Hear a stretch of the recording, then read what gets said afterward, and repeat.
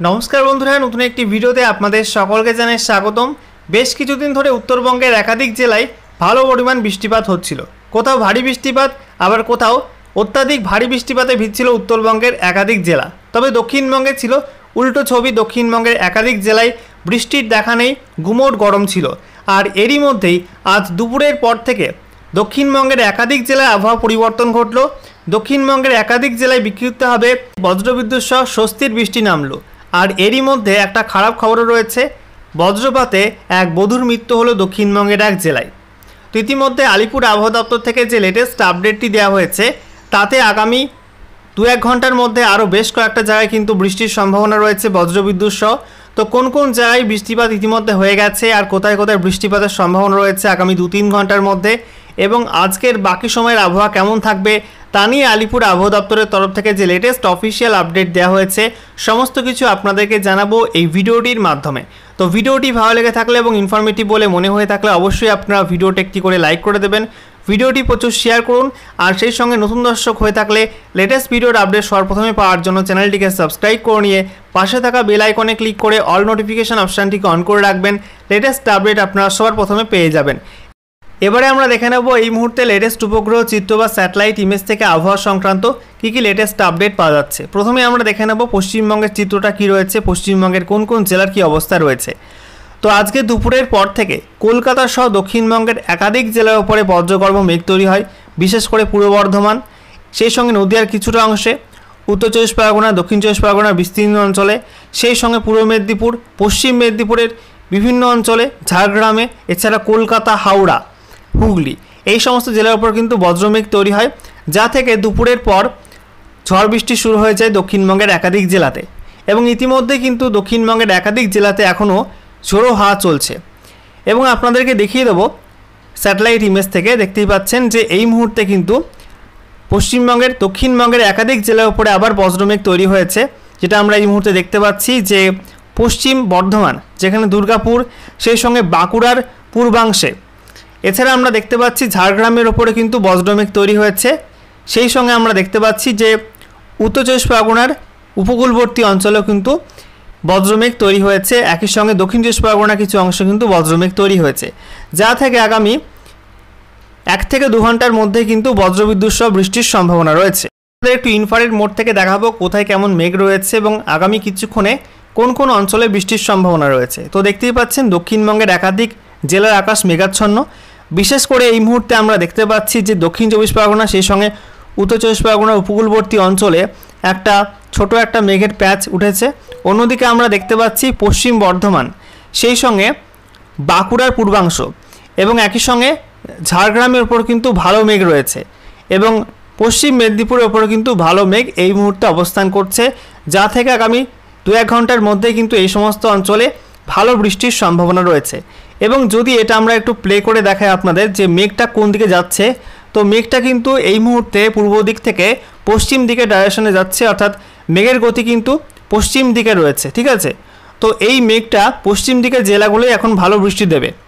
এছাড়া দক্ষিণবঙ্গের বাকি জেলায় তো বৃষ্টি হয়ে গেছে, কলকাতা সহ গোটা দক্ষিণবঙ্গের জেলায় সেখানে কিন্তু দুপুরবেলা বৃষ্টি হয়েছে এবং এই মুহূর্তে মেঘের পরিমাণ কিন্তু ধীরে ধীরে কমছে। অন্যদিকে আমরা দেখতে পাচ্ছি যে উত্তরবঙ্গে কিন্তু এখন ছবিটা মোটামুটি পরিষ্কার রয়েছে। আমরা দেখতে পাচ্ছি এই মুহূর্তে আলিপুরদুয়ার জেলার একদম উত্তর পূর্বাংশে কিন্তু একটা হালকা মেঘের প্যাচ আসছে, যা থেকে কিছুটা বৃষ্টিপাতের সম্ভাবনা রয়েছে আলিপুরদুয়ার জেলাতে। এবারে আমরা দেখে নেব আবহাওয়া সংক্রান্ত যে লেটেস্ট আপডেটটি চলে আসছে সেখানে কী জানানো হয়েছে। তো বলা হচ্ছে বৃষ্টিতে ভিজল দক্ষিণবঙ্গ, বৃহস্পতিবার সকাল থেকেই দক্ষিণবঙ্গের বিভিন্ন জেলায় ঝমঝমিয়ে বৃষ্টি শুরু হয়েছে। বেশ কয়েকটি জেলায় বৃষ্টি হয়েছে বজ্রবিদ্যুৎ সহ। বাঁকুড়ার কোতলপুরে বাজ পড়ে মৃত্যু হয়েছে এক বধূর। বৃহস্পতিবার সকাল থেকে দক্ষিণবঙ্গের বিভিন্ন জেলার আকাশ মেঘলা থাকলেও আবহাওয়া ছিল গুমোট। এরপর বেলা বাড়তেই দক্ষিণবঙ্গের বিভিন্ন জেলায় বৃষ্টিপাত শুরু হয়। মেদিনীপুরে অবশ্য বিক্ষিপ্তভাবে বৃষ্টিপাত শুরু হয়েছিল সকাল থেকেই। দুপুর 1টা নাগাদ মেদিনীপুর শহরেও মুষলধারে বৃষ্টি শুরু হয়। তো দেখতেই পাচ্ছেন বন্ধুরা, পশ্চিম মেদিনীপুর জেলায় কিন্তু মেদিনীপুর শহরে দুপুর 1টা নাগাদ মুষলধারে বৃষ্টি শুরু হয়, যার জেরে স্বস্তি ফেরে জনজীবনে। মেদিনীপুর শহরে অনেককেই দেখা যায় বৃষ্টিতে গা ভেজাতে, তবে সামান্য বৃষ্টিতেই রাস্তায় জলও জমতে শুরু করেছে। দুই মেদিনীপুরের পাশাপাশি ঝাড়গ্রাম, বাঁকুড়া, নদিয়া, বীরভূম এবং 24 পরগনাতেও বিক্ষিপ্তভাবে বৃষ্টি শুরু হয়েছে বৃহস্পতিবার সকাল থেকে। কলকাতাতেও সকাল থেকে টিপটিপ করে বৃষ্টি শুরু হয়েছে।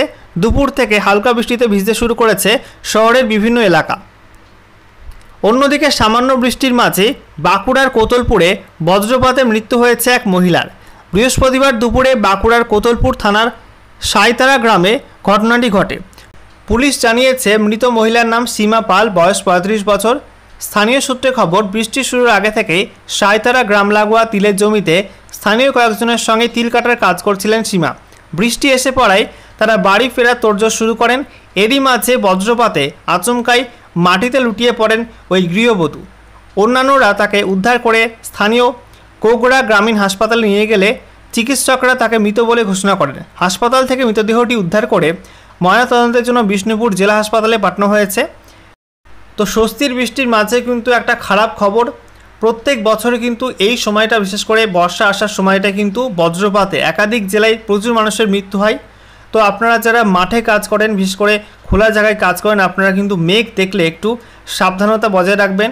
আবহাওয়া দপ্তর থেকে যে আপডেটগুলো দেওয়া হয়ে থাকে প্রত্যেক দিন, আবহাওয়ার সতর্কতা নেই, সেগুলো কিন্তু ফলো রাখবেন এবং সেই বুঝে আপনাদের নিজেদের কিন্তু সুরক্ষিত রাখবেন। এরপর কি বলা হচ্ছে, দীর্ঘ অপেক্ষার পর দক্ষিণবঙ্গের বেশিরভাগ জেলায় বর্ষা প্রবেশ করেছে, কিন্তু এর আগে কলকাতা সহ সেসব জেলায় ভারী বৃষ্টির পূর্বাভাস দেয়নি আলিপুর আবহাওয়া দপ্তর। বর্ষা এলেও বৃষ্টি ছিল অধরাই। হাওয়া অফিস জানিয়েছে দুর্বল মৌসুমী বায়ু এবং দেরিতে বর্ষা আসার ফলে 1 থেকে 24 জুন পর্যন্ত দক্ষিণবঙ্গের জেলাগুলিতে বৃষ্টির ঘাটতির পরিমাণ স্বাভাবিকের থেকে 72% কম। দক্ষিণবঙ্গে নির্ধারিত সময়ের প্রায় 11 দিন পর প্রবেশ করেছে বর্ষা, তাও সব জেলায় এখনও প্রবেশ করেনি বর্ষা। যেখানে বর্ষা প্রবেশ করেছে সেখানেও ছিটে ফোটাই হচ্ছে বর্ষণ, তাতেই তৈরি হচ্ছে ঘাটতি। গত কয়েকদিনে গরম একটু কম থাকলেও বৃষ্টির দেখা মেলেনি। অবশেষে বৃহস্পতিবার স্বস্তির বৃষ্টিতে ভিজল দক্ষিণবঙ্গের বেশিরভাগ জেলা।